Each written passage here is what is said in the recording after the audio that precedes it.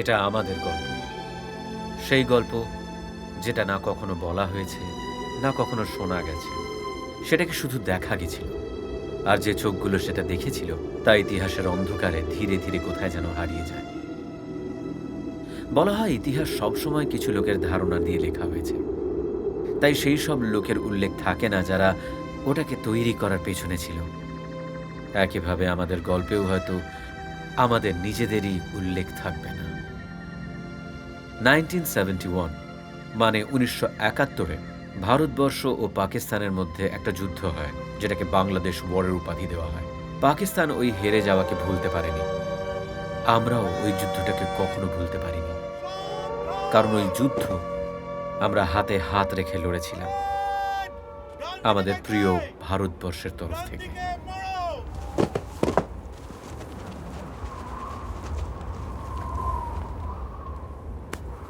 সামনে দেখো, পরেড পরেড, এবার পেছন দিকে ঘুরবে, পিছে মুড়।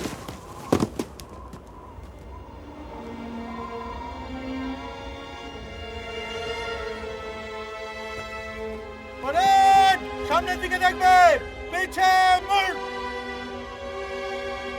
বিশ্রাম। কখন ঘটেছে এটা?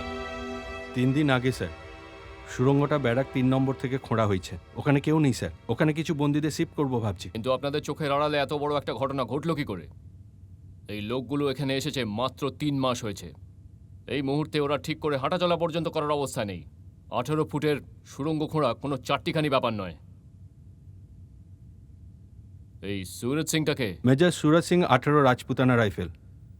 12ই ডিসেম্বর 1971-এ উড়ি সেক্টরে ধরা পড়ে অ্যামিউনেশন শেষ হবার জন্য। এর আগে উনি লাহোরে ছিলেন। ওখান থেকে দুবার পালানোর চেষ্টা করায় শাস্তি পেয়েছিলেন।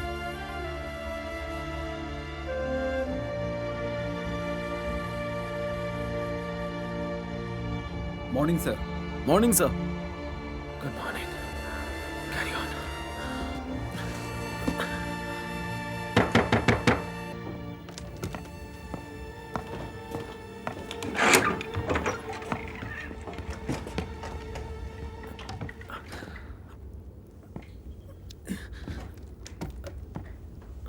Welcome major.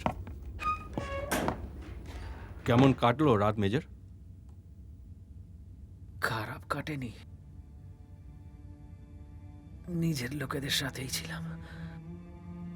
নিজেদের লোকেদের অবস্থা থেকে বুঝে গেছেন নিশ্চয়ই যে এরকম প্রচেষ্টা এখানে কোনো কাজে লাগে না। ইনি ডেপুটি ডিরেক্টর কর্নেল শেরিয়ার খান, জয়েন্ট ইন্টেলিজেন্স ব্যুরো।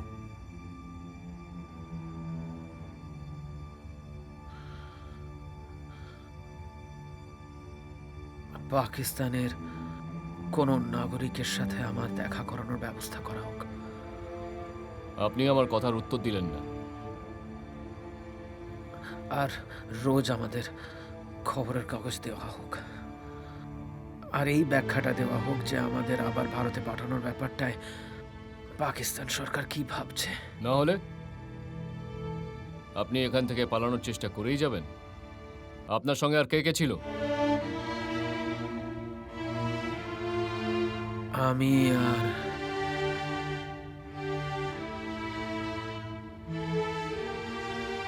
শুধুই আমি। ঠিক আছে, 6 নম্বর ব্যারাক যান।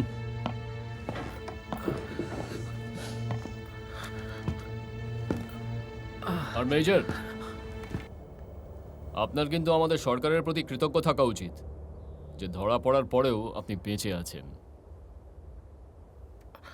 আপনাদের বরং আমাদের সরকারের প্রতি কৃতজ্ঞ থাকার কথা, যারা যুদ্ধ শেষ হওয়ার পরেও 93,000 পাকিস্তানি সৈন্যদের অক্ষত অবস্থায় পাকিস্তানে ফেরত পাঠায়। সত্যিই আপনাদের সরকারের উদারতা নমুনা তো আমি গত 3 দিন ধরে দেখতে পাচ্ছি। ব্যারাক নম্বর 6।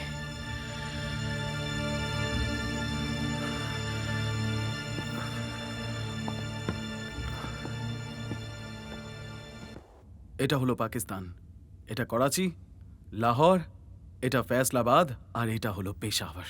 কেমন আছো পাজি? ঠিক আছে স্যার। কিন্তু এরা বলছে না কেন যে আমরা কোথায় আছি? এরকম পাহাড় দেখে তো এটাই বলতে পারি কবির যে আমরা পাকিস্তানের ওয়েস্টে তো কিছুতেই নেই। নো, বর্ডারের এত পাশের এলাকায় রাখার মতো মূর্খামো করবে না স্যার। কিন্তু হঠাৎ করে এমন কেন হলো? পাকিস্তানের প্রায় সমস্ত জেলের ভারতীয় সৈন্য এখানে আছে। সুযোগ সুবিধা বাড়ানো হয়েছে, জেলও বাড়ানো হয়েছে। হঠাৎ করে এত বদল কিভাবে? এই ব্যারাকে কি সব ৭১-এর সৈন্য?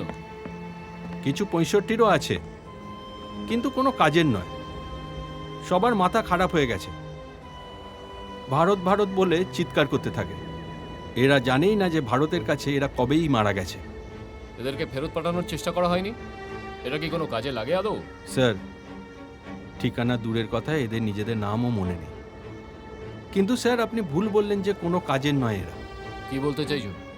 সবাইকে দিয়ে কাজ করানো হচ্ছে। কালকে পবিত্র ঈদ আছে, একটা ভালো দিন। মেজর সুরজকে ছেড়ে দিন। Okay sir.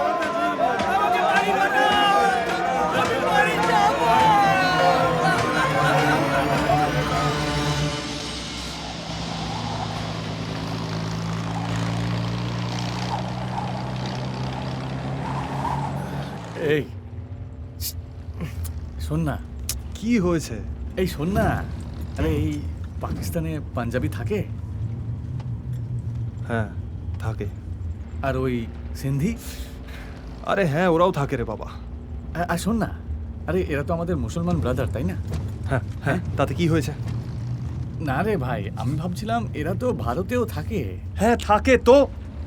আরে তাহলে পাকিস্তান বানিয়েছিল কেন? ভুল হয়ে গেছে, এরপর আর হবে না। Will you please shut up, both of you? Sorry sir. Sorry বল। Sorry sir.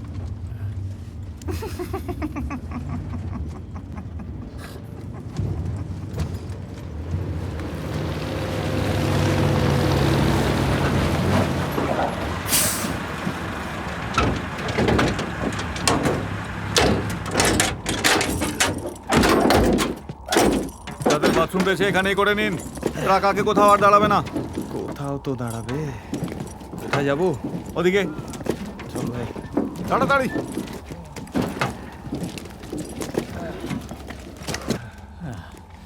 তাড়াতাড়ি করো। আরে ভাই, করতু কি বলিস? ওরে পেছন থেকে গুলি মেরে দেবে রে।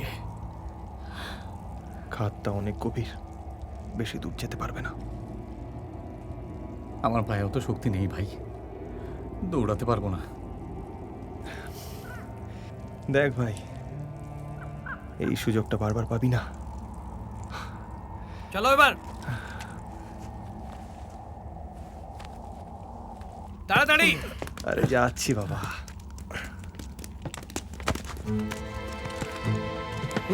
আরে কি করছিস? সাবধান সাবধান সাবধান। সরি স্যার, মাথাটা ঘুরে গেছে।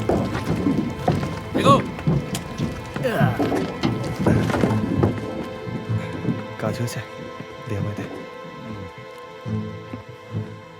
আরে দাদা ভাই, সিগারেট পাওয়া যাবে নাকি? আরে এখানে ধূমপান নিষেধ আছে। আরে চাইতে তো পারি, তাই না?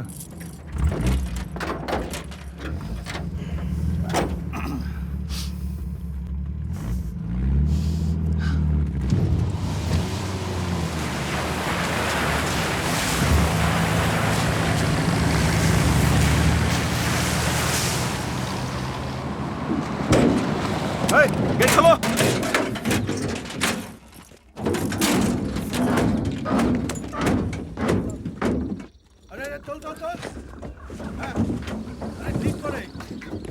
চলো সবাই এগিয়ে চলো, চলো। স্যার, এরা কি সবাই আমাদেরই লোক? সেটাই তো দেখছি। আর এরকম জেলও আছে এখানে। কি বলিস গট্টু? বিশ্বাস করতে পারছি না। দেশটা ভদ্র হয়ে গেল নাকি?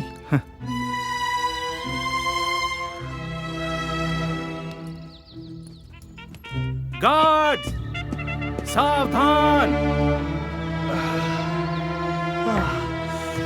ভাই গট্টু, বিছানার সুগন্ধ এরকম হয় নাকি? ওখানে মুলতানের জেলে মেঝেতে শুতে নাকি? মেঝে পেলে তবে তো শোবো স্যার। একটা সেলে 35 জন থাকলে কি করে মেঝে পাবো বলুন? ওরা কিরকম লোক তা এখনই বুঝতে পারছি আমরা। কোন ইউনিটের থেকে? 21 squadron MiG 21, flight lieutenant Ram. আরে গটু ফ্লাইট লেফটেন্যান্ট কোটু। আম্বালা থেকে আমরা একসাথেই বেরিয়েছিলাম, একসাথেই পড়লাম, আর একসাথে ধরাও পড়লাম। আর কি কি কাজ একসাথে করো? এখন একসাথে রোজগারও করছি স্যার, আর একসাথে বিয়েটাও করবো, কি বলিস? হ্যাঁ একদম ঠিক এক মেয়েকেই আবার বিয়ে করো না। আপনাদের কবে আনা হয়েছে এখানে? 3 মাস আগে স্যার। আর আমাদের আনার কারণ? আরে স্যার আমি শুনেছি ছাগলকে জবাই করার আগে এরা নাকি খুব খাওয়ায় দাওয়ায়। Shut up! সরি বল। Sorry sir. স্যার আপনাদের নতুন জামা কাপড়গুলো এখানে রেখে দেওয়া হয়েছে, অন্য কিছু দরকার হলে বলবেন। হুইস্কি পাওয়া যাবে সুবেদার বাবু? আপনারা বিশ্রাম নিন, কোনো কিছু দরকার পড়লে সুবেদার আহমেদকে বলতে পারেন। ক্যাপ্টেন, আমার সুবেদার আহমেদের কোনো সাহায্যের দরকার নেই, নিজের কাজ নিজেই করে নেব। Okay sir.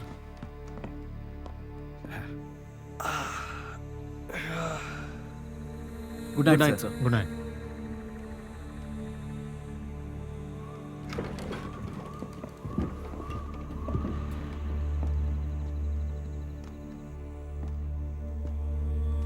আপনি এখনো ঘুমোননি স্যার? হ্যাঁ, না, একটু হাওয়া খাচ্ছিলাম।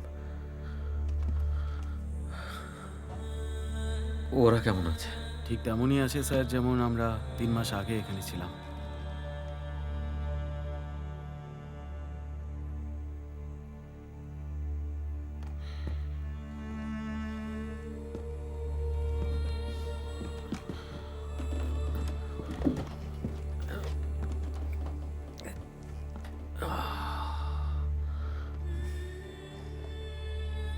কি ব্যাপার আহমেদ?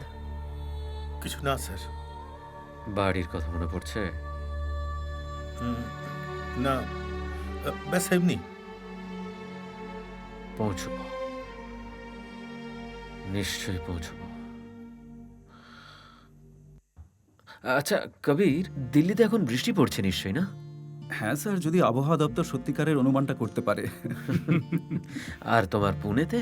ওখানে তো স্যার 12 মাসে আবহাওয়া ভালো থাকে। Pune is great that way. Jacob, কোচিতে তো আজকাল রোদ থাকার কথা। হ্যাঁ, ওখানে সময়ের আগেই বৃষ্টি শুরু হয়ে যায়। আরে হ্যাঁ, আরে আহমেদ, তোমার মুর্শিদাবাদে? জানি না স্যার, আমার স্ত্রী 3 মাসের গর্ভবতী ছিল যখন ছেড়ে এসেছিলাম। এতক্ষণে হয়তো 2 জন জন্মে গেছে। আরে ঠাট্টা করছেন কেন স্যার? যখন আমি এখানে তখন দ্বিতীয় সন্তান কি করে হবে? কেন, যমজ সন্তান কি হতে পারে না? Come on, get up, get up, get up, shut up. Ahmed আজকে চিন্তিত, তার পরিবারের কথা ভেবে। আমরা সবাই চিন্তিত, ভারতের কথা ভেবে, নিজেদের লোকেদের কথা ভেবে। আমরা এই যন্ত্রণাকে সহ্য করছি, তাই এখানে আছি। যারা সহ্য করতে পারেনি তারা ব্যারাক নম্বর 6-তে চলে গেছে। তারা আজকে পাগলের উপাধি পেয়েছে। ভারত আমাদের কেন ভুলে গেল আমরা জানি না। পাকিস্তান আমাদের কেন ভুলে যেতে চায় আমরা জানি না। যাই হোক, আশা করা ছাড়া বেঁচে থাকার আর কোনো অবলম্বন নেই এখন। আমরাও এই আশায় বেঁচে আছি যে কখনো না কখনো নিজেদের লোকেদের সাথে কোথাও একটা দেখা হবে। কিন্তু আমি এটাও জানি যে হাত গুটিয়ে বসে থাকলে এই আশায় কিচ্ছু লাভ হবে না। আমি আরেকবার আগামী সেই দিনের জন্য অপেক্ষা করব।